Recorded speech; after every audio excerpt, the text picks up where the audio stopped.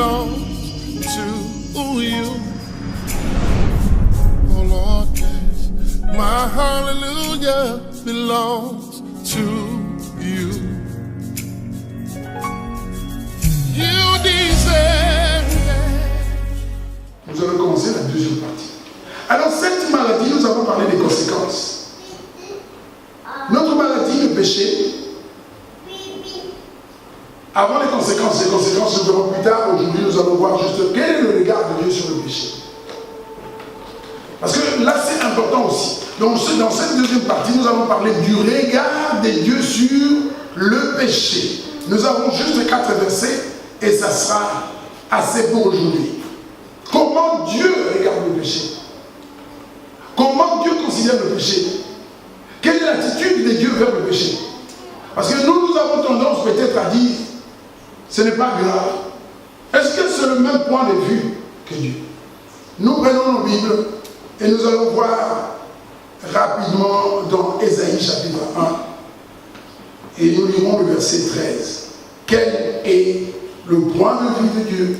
Quelle est la pensée de Dieu? Quelle est l'attitude de Dieu? Qu'est-ce que Dieu pense du péché? Parce que c'est cette attitude que nous devons avoir. La Bible nous dit ceci. Il y en a beaucoup, mais nous choisissons toujours. Si quelqu'un d'autre devait prêcher, il prendra d'autres versets qui ne manquent pas, qui sont nombreux.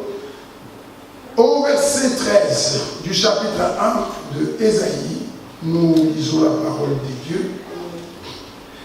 Dieu dit, cessez d'apporter des offrandes illusoires.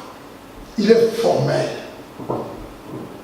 J'ai horreur de l'encens, des débuts des mots, des sabbats, des convocations aux réunions. Je ne supporte pas de voir l'injustice associée aux célébrations. Nous sommes là pour célébrer, nous sommes là pour apporter notre offrande à Dieu. Nous sommes là ce matin pour glorifier Dieu. Nous célébrons un culte et Dieu est formel. Il ne supporte pas de voir l'injustice ou les crimes associés à nos célébrations. Ça devrait être clair dans l'esprit de ceux qui font partie de l'Église. C'est ça la position de Dieu et personne sur la terre ne peut la changer. Dieu déteste, il n'aime pas voir les mains sales venir lui offrir des offrandes.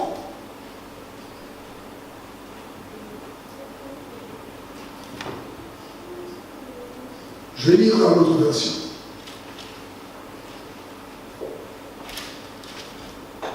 Et nous, que Dieu a appelés, si réellement nous sommes appelés, si nous avons accepté son invitation, le point de vue de ceux qui comptent, c'est celui-là. Nous lisons dans cette version, il dit, arrêtez de m'apporter les offrandes qu'ils servent à rien.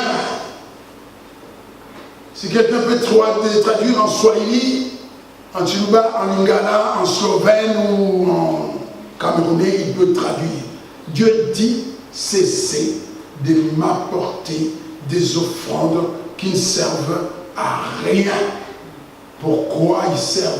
Nos offrandes ne servent à rien. On veut qu'on soit diplomate dans l'Église de Dieu. La diplomatie, c'est la politique. La parole de Dieu, c'est la vérité. Elle n'a rien à voir avec la diplomatie.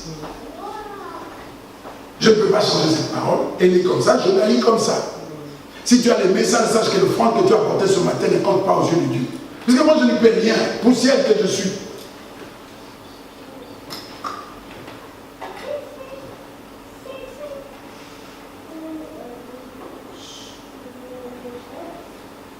La fumée, je l'ai en horreur. Vous fêtez la nouvelle lune et le sabbat. Vous organisez des grands rassemblements en même temps. Vous commettez le mal. La cause, c'est quoi? Le mal. Quoi? Le péché, cette maladie. Dieu nous met en quarantaine parce que nous sommes contaminés. C'est pourquoi il ne pouvait pas rester dans le jardin. Parce que le jardin n'était pas fait pour accueillir des personnes contaminées.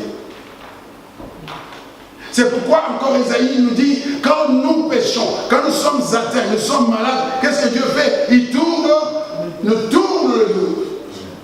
C'est clair, ça dans l'église, on doit le savoir. Je suis dans l'intercession. On a déjà connu des choses. Oui, je suis dans l'intercession. Tu n'es pas dans la situation d'être dans l'intercession. La faute c'est à qui? À la personne qui l'a dit. Tu veux qu'on te dise quoi? Tu ne peux pas être intercesseur. On peut te faire plaisir, on te laisse là. Mais des fois, on rend mauvais service. Parce qu'il y a un jour où Dieu peut te frapper.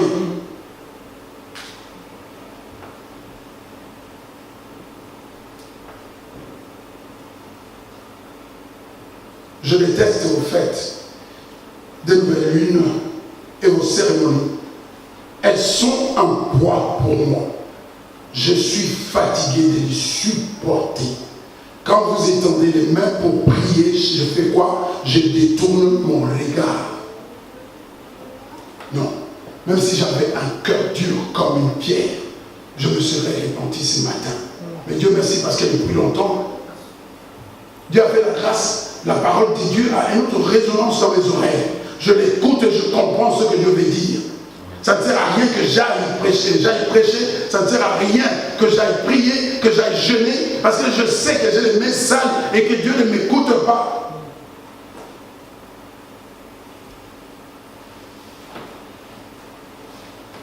Quel regard Dieu a sur le péché? Nous prenons Habakkuk, chapitre 1. Et c'est ce point de vue-là qui compte. Le point de vue-là n'est pas le point de vue d'une église, d'un pasteur qui va te dire, avec lequel tu es en contact, je ne sais pas dans quel continent, qui va te dire, ce n'est pas grave. Non, c'est grave. Quand tu as péché, qu'est-ce qu'il faut faire? C'est s'incliner, s'humilier et revenir à Dieu. Que personne ne te dise, c'est pas grave.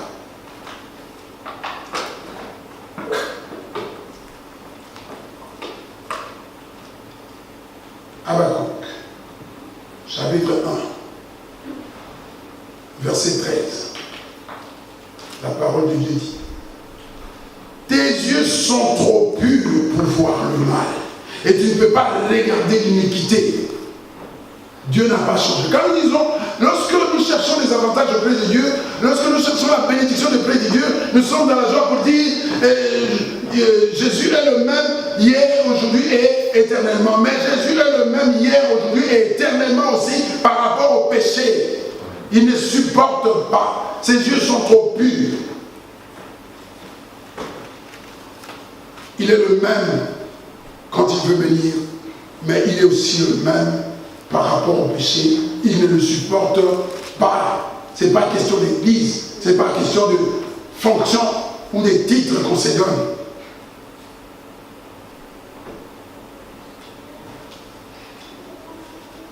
C'est par rapport à lui. Ses yeux sont trop purs. Pourquoi regarderais-tu les perfides et t'éteillerais-tu quand le méchant dévore celui qui est plus juste que lui? Non, Dieu n'est pas complaisant. La grâce ne veut pas dire la complaisance. C'est un acte d'amour. Ça dit que je te laisse le temps. Mais si tu ne réagis pas, le moment venu, tu le payeras.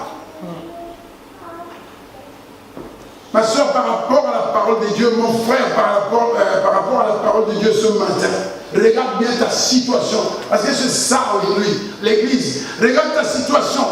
Tu te plais dans ta situation. Je suis chrétien. Je vais aller plus loin. Papa, Dieu n'a pas la porte ouverte vers le royaume de Dieu parce qu'il prêche. S'il ne produit pas de bons fruits qui prouvent qu'il est vraiment né de nouveau, il n'entrera pas. Peu importe, prophétesse, apôtre, tout ça, ça ne sert à rien. Et ça porte encore ça. Ce sont des signes qui ne sont pas les bons signes. Je vois l'apôtre Jean parler aux anciens inconnus d'une petite église quelque part. Moi, ancien comme vous. Aujourd'hui, ce n'est pas le cas. Je suis apôtre. Et quand tu n'appelles pas apôtre, il se met en colère. Ils doivent se repentir. Amen. Quand je lis dans Matthieu 23, on dit vous êtes tous des frères.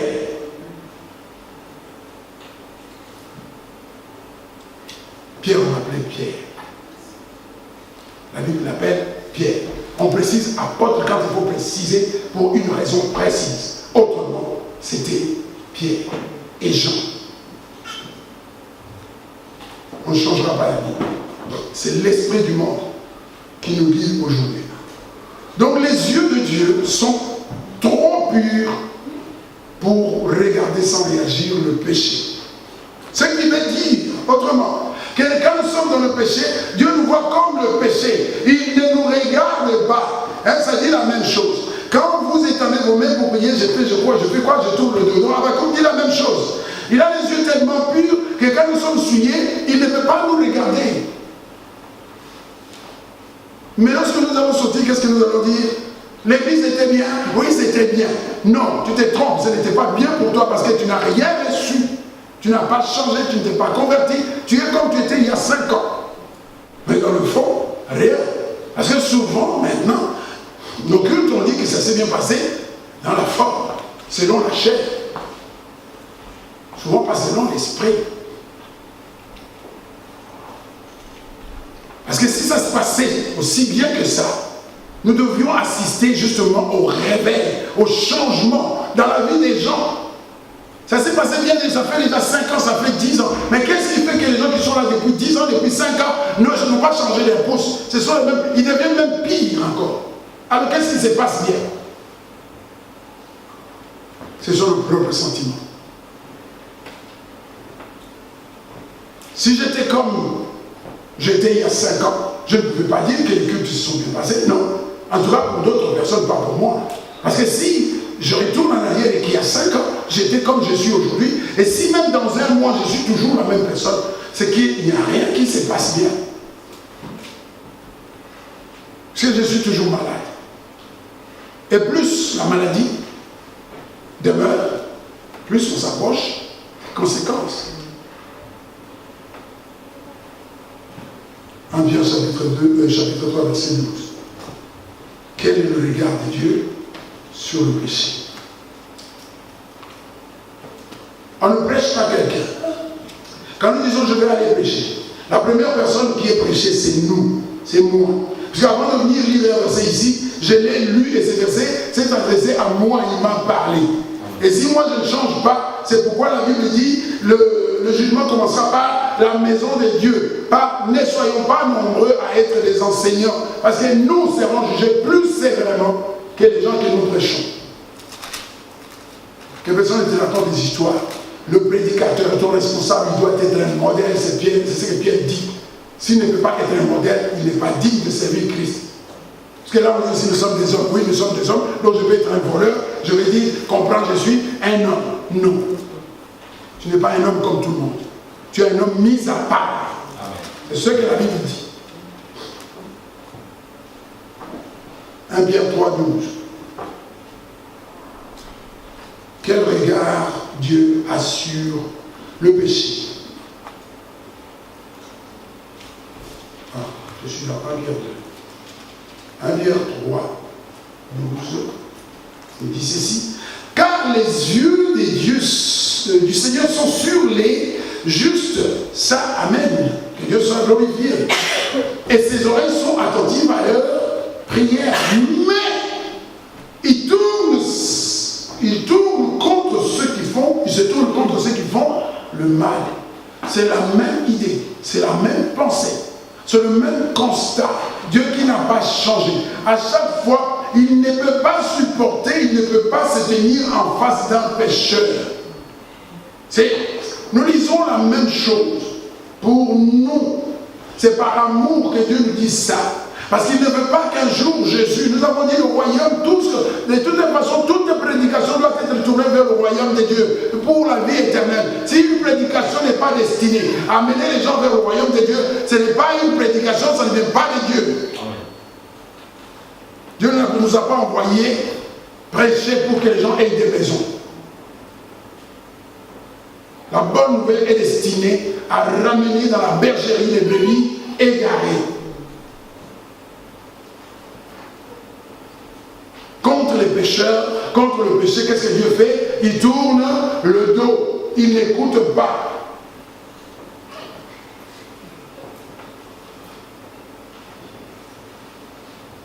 Parce qu'il a horreur du péché. Mais sa face, il est attentif. Ses yeux sont fixés sur le juste. J'en suis un jour arrivé à la conclusion de dire, nous prions parfois pour demander la protection. Non, on ne devrait pas. Un juste devait se contenter de glorifier Dieu, de louer Dieu, d'adorer Dieu. Parce que la Bible affirme que quand on est juste, les yeux de Dieu sont sur nous. Et moi, je vais me mettre à genoux pour dire, mon Dieu, que tu es bon, parce que je suis dans l'assurance. Je sais qu'il pleuve ou qu'il neige, que les gens du monde entier s'élèvent contre nous, parce que je suis juste, tes yeux sont sur moi. C'est là qu'on dit la parole de Dieu est la vérité et personne ne peut la changer. Mais nous l'utilisons parfois à tort et à travers. Tu n'es pas juste, les yeux de Dieu ne sont pas sur toi.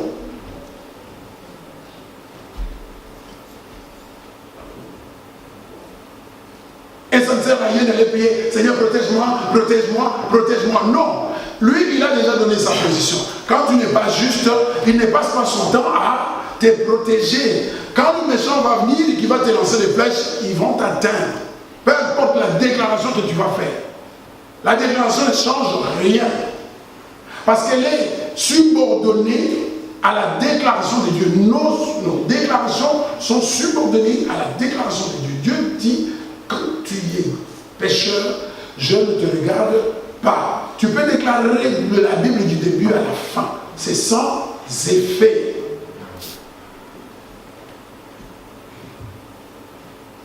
Nous annulons la parole de Dieu, nous croyons que nos déclarations ont une puissance. Non. Deutéronome, si tu obéis, non, ce n'est pas le verset, je donne un exemple. Si tu obéis, tu peux t'attendre à être la tête. Mais si tu n'obéis pas, tu ne seras jamais, jamais, jamais la tête. Jamais. C'est des choses à préciser parce que soit il y a des gens qui ne le savent pas, ou il y a des gens qui font semblant de ne pas le savoir. Ils doivent le savoir, c'est notre travail. Ma soeur, tu es malade et tu veux la guérison. Tu n'es pas un païen qui est venu vers le Seigneur comme c'est qu'on a cité ici. C'est l'hébreu qui étaient des païens qui sont venus, ils ont démontré, ils ont tenu la guérison, ils sont partis, il n'y a pas de problème. Mais toi, tu es soi-disant chrétien, tu es quelqu'un qui a la connaissance. C'est là le problème. Tu as la connaissance. Quand on pêche après avoir reçu la connaissance, ce n'est pas la même chose que quelqu'un qui est totalement dans le flou, dans les ténèbres et qui ne connaît pas le Seigneur. Ce n'est pas la même chose. Le Seigneur reçoit la personne qui est dans le péché parce que la personne est pécheur, elle se répand, elle se tourne vers le Seigneur, elle se dit, je peux avoir la solution, la guérison que par lui, ça marche. Mais toi, tu es un rebelle. Parce que tu connais, tu fais semblant.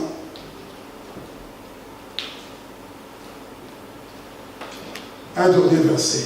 Quel regard Dieu a-t-il sur le péché? Exode 34.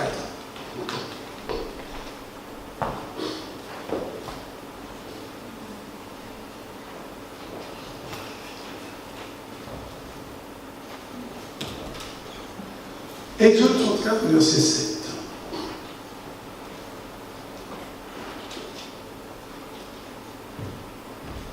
Il garde, c'est la deuxième partie qui nous intéresse, il garde son amour jusqu'à 1000 générations. Il est bon notre Dieu. On a intérêt.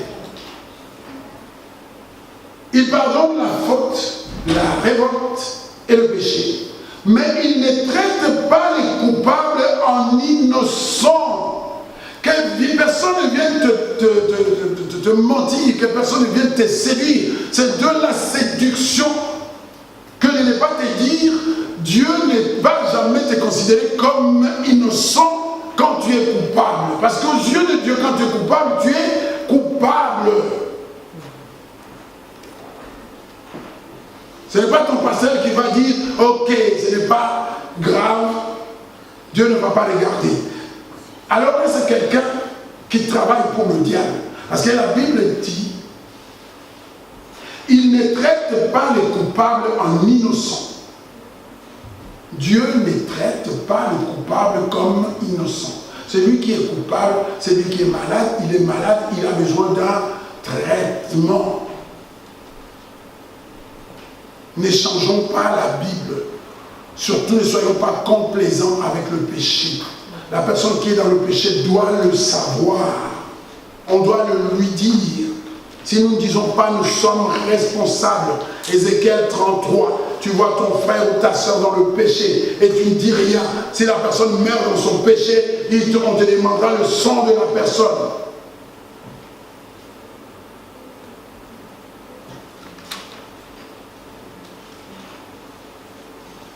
Tu peux être ma femme, tu peux être mon enfant, tu peux être mon fils, tu peux être un frère que j'aime bien, une soeur que j'aime bien. J'avais un homme de Dieu qui disait, on est tous, on est des amis, on joue, et quand on vient ici, finit les amitiés. Voilà. Ici, c'est chacun pour soi. Moi, là, je suis en train de me battre pour un jour que la porte reste ouverte. Et pour rien au monde, même pas pour mon enfant. Je me passerai à côté. Moi, les sentiments. Dans le Seigneur, il n'y a pas de sentiments. Je ne prendrai aucun risque pour un jour que Jésus me dise, je ne vous ai jamais connu parce que j'ai voulu défendre ma femme. Ça se passe dans nos églises. Ton fils, ta femme, s'est mal comporté. Tu défends. Tu y es complice. Et Dieu ne te traitera pas comme un innocent.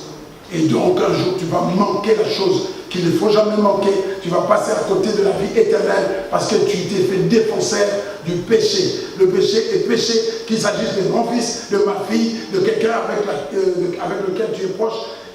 Le péché, ça reste le péché par rapport à la personne qui est dans le péché.